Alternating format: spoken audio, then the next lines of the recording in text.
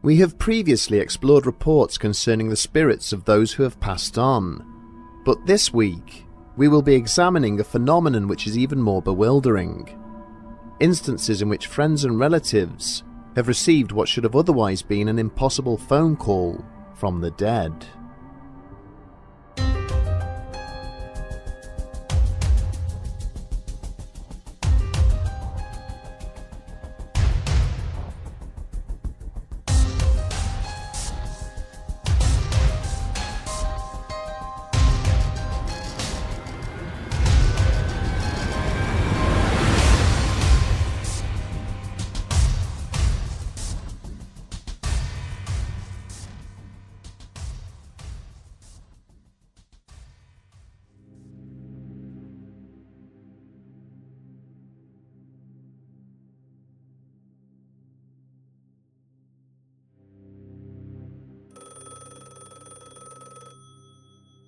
When the phone fixed to the far wall of the kitchen began to ring, Bonnie McConnell had been on the other side of the room preparing dinner. It was a Sunday evening, and although she had not been expecting a call, her first instinct was to answer it, something she could not act upon because of the thick layer of foodstuffs covering her fingers. Calling out to her husband, who was sitting in the adjoining room watching television, she finished what she was doing and hurried across to the sink to clean up. While she quickly toweled the remaining water from her hands, Bonnie had listened out for any hint of who the unknown caller might be as her husband lifted the receiver. After a few polite words, he had turned and offered the phone to her, whispering that it was their old friend Enid on the other end of the line. Bonnie could not help but smile as she had lifted the receiver to her ear, aware that she had not spoken to Enid Jolson for over a year. The subsequent conversation had gone on for some time, with Jolson informing Bonnie that she was quite well and that she had recently moved to a nursing home much closer to the McConnell residence. The call had ended with Bonnie promising to visit the following day, and that she would purchase a bottle of Enid's favourite brandy on her way over. But the old lady's tone had suddenly changed, remarking that she had no need for such vices anymore. With that, the phone call ended. This unexpected contact from their old friend took up the majority of the McConnells' dinner conversation that evening, with Bonnie eagerly looking forward to her trip across town. The next morning, upon asking the receptionist at the nursing home which room Enid was in, the look she had received was one of concern. The worker had informed her that unfortunately, Mrs. Jolson had recently passed away, offering sympathy for Bonnie's loss and apologies for her wasted journey. Shocked at the news, Bonnie inquired as to how this had happened, as she had only spoken to her friend the night before. Almost immediately, a confused expression fell upon the receptionist's face. In a soothing tone, she politely informed the visitor that she must be mistaken, as she had been on duty when Mrs. Jolson had been found deceased in her bed the previous morning, many hours before the alleged phone call had taken place. In their 1979 book, Phone Calls from the Dead, parapsychologists Raymond Bayliss and D. Scott Rogo examine the aforementioned phenomenon in great depth. For as long as there have been methods of electronic communication between the living, there have been reports that spirits of the departed are somehow able to access these devices and make contact from beyond the grave. Having looked at numerous examples of this, the authors noted several common themes. The majority of such contacts occurred within the first 24 hours of the deceased caller having passed on, although in a limited number of cases, this period could be extended for up to 2 years.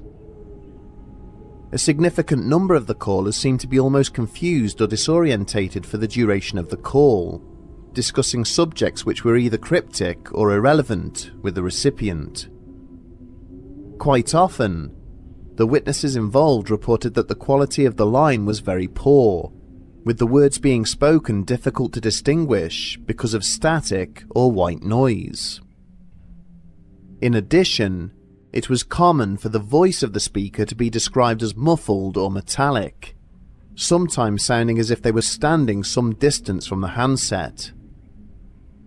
Eventually, after analysing and assessing the various reports they had managed to unearth, the two scientists formed the opinion that such calls could be divided into two different categories. The first of these classifications involves receiving a call from someone who has passed away, although the caller does not speak when the phone is answered. The second presents as a seemingly innocuous call from a loved one, where it is later discovered that the conversation should have been impossible, as the friend or relative in question had recently passed on. In the spring of 1969, a young man named Carl had rented a cottage for a weekend vacation. On arriving at his accommodation, the holidaymaker was pleasantly surprised to find an old-fashioned telephone handset sitting on the bedside table. But on the first evening of his trip, he had been drifting off to sleep when he was unexpectedly awoken by the sound of the phone ringing insistently beside him. Half asleep and glancing at his wristwatch, Carl could see that it was 11:15 p.m, which led him to believe that the call must be important. Lifting the handset, he was somewhat bewildered to hear his father's voice on the other end of the line, informing him that his mother needed to speak with him. When he tried to ask what the issue was, his father had continued to speak, almost as if he was not hearing Carl's replies. The younger man had become increasingly concerned and frustrated as he was repeatedly urged to call her. He demanded to know why his father could not simply pass the phone over, as his mother should have been there with him. After a minute or two, having made no progress, his father had suddenly made reference to the fact that he was in a beautiful place, and then hung up. Replacing the receiver, Carl had then tried several times to call his parents' home number, only to find that the phone on the nightstand seemed unable to make outgoing calls. Irritated, he got out of bed and searched the rest of the cottage for another phone, only to discover that the one in the bedroom appeared to be the only phone inside the premises. Having struggled to sleep that night, Carl had risen early the following morning and made his way into the nearest town, so that he could place a call to his parents. Upon locating a public phone booth, he was shocked to discover from relatives that his mother was unable to speak to him at that time, as she was still far too upset. She had been lying in bed with his father the previous evening, when he had suddenly begun to convulse, dying of a heart attack a short time later. On making further inquiries with his family, he was even more unnerved to discover the time of his father's death, which had been recorded by the attending paramedics as 11:15 p.m. It was only afterwards, as he had hurriedly packed his things back at the cottage, that the bewildered and traumatized holidaymaker discovered that the phone by his bed was purely ornamental and had never been connected to a working phone line. During the course of some of these exchanges, the caller demonstrates a definite purpose or agenda as they speak, determined to ensure that the reason for their call is fully understood by the recipient. It is during these incidents that Bayliss and Rogo noticed the highest percentage of allegedly robotic or distorted speech patterns reported by witnesses. Perhaps the most famous example of this kind of call, and indeed the most high-profile person to have allegedly received one, is horror author Dean Koontz. In September of 1988, Koontz had been at work when his office phone began to ring. As his number was unlisted and only known to a select group of people, the writer had answered, reasoning it must be important. For a few seconds, There had been no sound on the line save for crackling and static. But then a female voice had suddenly uttered the phrase, "Please be careful." Bewildered, Koontz had inquired as to the caller's identity, only for her to ignore the question and instead repeat her request 2 further times before hanging up. After the call, and as only a few people knew his office phone number, Koontz spent time puzzling over the caller's identity. She had sounded much like his grandmother, but she had died some 20 years prior. Finally, reasoning that it must be a mistake or prank, he had shrugged the incident off and carried on with his work. 2 days later, whilst he was visiting his father at a care home, the old man had become confused and agitated. The incident quickly escalated to the point where staff had left Dean struggling with his father, who had gone on to arm himself with a fishing knife. After what seemed an eternity, Koontz was finally able to disarm him. At that exact moment, a police officer arrived and aimed his weapon at the author, mistakenly thinking he was attacking the old man. The words from the strange phone call 2 days before had hit Koontz like a sledgehammer. In a heartbeat, he dropped the knife and backed away. For years afterwards, Koontz would relate to people how, if he had not suddenly realised the significance of the call from his deceased grandmother, he would likely have walked towards the officer holding the knife and would probably have been shot as a consequence. Of course, the direction of these calls is not always one way. There are examples in which a living person may phone somebody, only to find out afterwards that the person they spoke to had died before the call was even made. In these cases, there is often far less of a tangible link between the parties involved, and the conversations are usually much more mundane in nature. One such example which the parapsychologists cited in their work was that of an employee at a phone company named Mary, who in late April of 1985 had attempted to close a sales call to a residential number in Pennsylvania. The call had been answered by what sounded like an older woman, who identified herself as Mrs. B, the wife of the homeowner.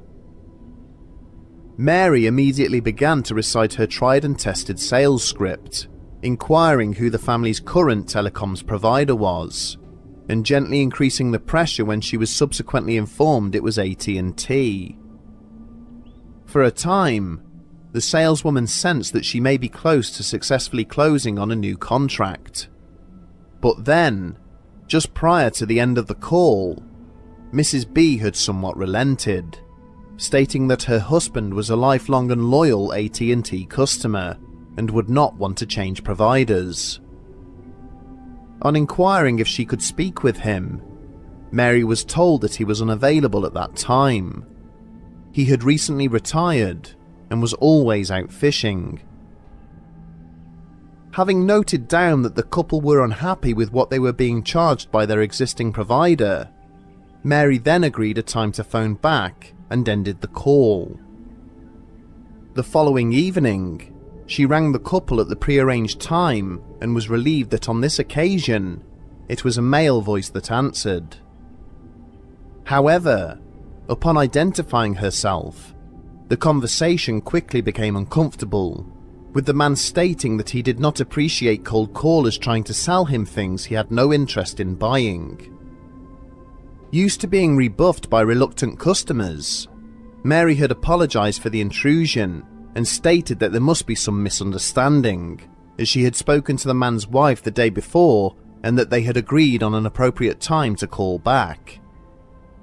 For a few moments, the line had remained silent. The man then became angry, stating that the reason he had not been home the day before was because he was at his wife's funeral. The line then went dead as he terminated the call. When examining these cases, it seems easy to dismiss out of hand the idea of people being contacted by the dead. Often it is alleged that the person receiving the call must have been tired or mistaken about what they heard on the line. Sometimes incidents are explained away as dreams or the product of overactive imaginations. The fact that in most cases there is no tangible evidence to prove the call ever took place offers no lead in finding the truth of the matter. Witnesses have reported that the dead have phoned them from withheld or private numbers, sometimes from phone numbers they recognize or those which are already saved in their device. But examination of call histories and phone bills never show any record of these communications, only further undermining the testimony of those reporting them. But this does not necessarily prove that the witness didn't experience something strange. Bayliss and Rogo postulated that in these occurrences, no call ever takes place. Instead, the spirits of the dead might merely manipulate communications devices to give the impression that a call was received. Some commentators have attempted to tie these experiences to other phenomena. For instance, a middle-aged woman travelling through Nebraska one evening observed a strange object in the skies which followed her car for nearly 2 hours. Just as she returned home, her phone began to ring. The man who spoke to her on the other end of the line had a metallic tone to his voice and identified himself as Roger. When she informed him that she didn't know anyone by that name, he told her that he was her brother and then hung up. The woman, who was an only child, shrugged the incident off as a wrong number. But some years later she learned that long before she was born, her mother had given birth to a stillborn baby boy, who, had he survived, would have been named Roger. She couldn't help feeling that the sighting of the strange object and the subsequent phone call was somehow related. The fact remains that these instances are so commonly reported throughout the world, from witnesses across multiple communities and backgrounds, that it seems almost cynical to simply pretend they do not happen. If the spirits of the dead can manifest themselves physically to their loved ones, leaving no trace of their appearance, then why should they not be able to do the same in utilizing technology? Perhaps the most defining characteristic of this phenomenon, unlike others we have examined, is the positivity surrounding these interactions. During such conversations, recipients receive important information from the callers, often providing them with one final, unexpected chance to speak with their loved ones. And in some cases, such calls have even been known to help an individual avoid misfortune or tragedy. Regardless of whether these phone calls are a supernatural phenomenon or a trick of the mind, there is no denying the beneficial impact they have on those involved. The opportunity to speak with a loved one last time and make peace before they are finally gone is a truly heartwarming and life-affirming thought. For those of you who, like me, choose to ignore calls from withheld numbers, just know that it might be from someone you least expect.